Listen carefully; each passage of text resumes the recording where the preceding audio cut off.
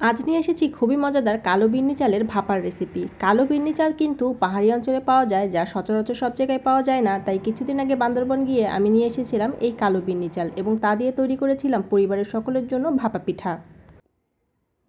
তো চলুন শুরু করা যাক রেসিপিটা। এখানে আমি নিয়ে নিয়েছি প্রায় 2 কাপের মতো কালো বিন্নি চাল। এই চালটা উপর থেকে একদম কুচকুচে কালো এবং ভাঙার পর ভেতরটা একদম সাদা। পিঠা বানানোর জন্য প্রথমেই চালটা আমি ভালো মতো পরিষ্কার করে ধুয়ে নিব এবং ধুয়ে নেওয়ার পরে এটাকে ভিজিয়ে রাখবো প্রায় 3 থেকে 4 ঘন্টার জন্য, যাতে করে চালটা ভালো মতো নরম হয় এবং আমার বাটতে সুবিধা হয়।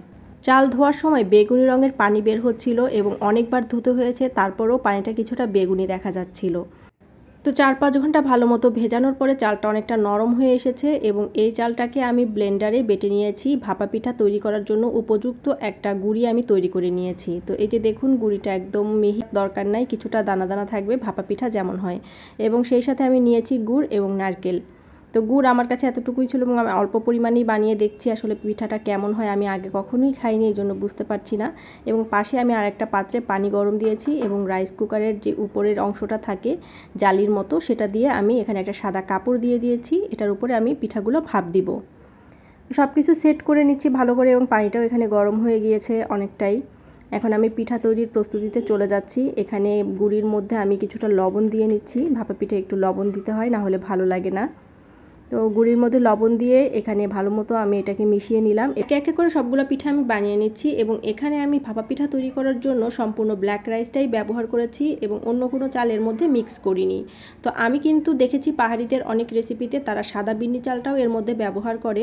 আর এই ব্ল্যাক রাইসটা তৈরি করার পর আমি যেটা দেখেছি, অনেক বেশি স্টিকি, অর্থাৎ চালটা বেশ আঠালো, পিঠাটাও বেশ আঠালো হয়েছিল। তবে গতানুগতিক ভাপা পিঠা থেকে এটার স্বাদ অনেকটাই অন্যরকম। এই যে আমি ভাপা পিঠাগুলো এখন ভাপাতে দিয়ে দিচ্ছি। তো একবারে আমি 4টা করে পিঠা ভাপাতে পেরেছি। আমার এই রাইস কুকারটা বেশ বড় হওয়াতে আমি একসাথে 4টা করে পিঠা ভাপিয়েছি। একে একে করে আমি সবগুলো পিঠা তৈরি করছি। আপনারা যারা কালো বিন্নি চালটা কখনো খান নাই, একবার হলেও খেয়ে দেখবেন। এইটার টেস্ট কিন্তু অন্য পিঠা থেকে অনেকটাই আলাদা এবং এটা বেশ স্টিকি একটা রাইস।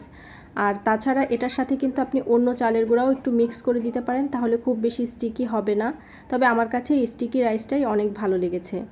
এই যে দেখুন, পিঠা কিন্তু আমার হয়ে গেছে। আমি অলরেডি এখান থেকে একটা তুলে নিয়েছি। 4টা করে আমি পিঠা ভাপিয়েছি একবারে।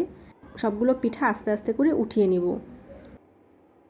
এই ব্ল্যাক রাইসের কিন্তু পুষ্টিগুণ অনেক বেশি। এটা কিন্তু ওজন নিয়ন্ত্রণ করতে সাহায্য করে। এছাড়া এটাতে রয়েছে অনেক বেশি ফাইবার এবং দীর্ঘক্ষণ পেট ভরিয়ে রাখতে কিন্তু অনেক বেশি উপকারী। যারা ডায়েট করছেন তাদের জন্য উপকার হবে। এছাড়া এটা আয়রনের ঘাটতি পূরণ করে, ডায়াবেটিক্স অর্থাৎ সুগার নিয়ন্ত্রণ করে। তো এই যে পিঠা কিন্তু এখন আমি কেটে দেখালাম এটা কেমন হয়েছে। এটা খেতে কিন্তু অনেক মজা হয়েছিল আর আমার কাছে কিন্তু অনেক ভালো লেগেছে। আমি যদি বুঝতাম চালটা এত মজা হবে, তাহলে আমি অবশ্যই আরও বেশি চাল নিয়ে আসতাম। যাই হোক, আমি পিঠা ভেঙেও আপনাদের দেখালাম। আর ভিডিওটা কেমন লাগলো অবশ্যই কমেন্ট করে জানাবেন। এরকম আরও রেসিপি পেতে আমার পেজ এবং ইউটিউব চ্যানেল সাবস্ক্রাইব করে পাশে থাকবেন। আজকের মতো এখানেই শেষ করছি। আসসালামু আলাইকুম, আল্লাহ হাফিজ। দেখা হবে অন্য কোনো ভিডিওতে।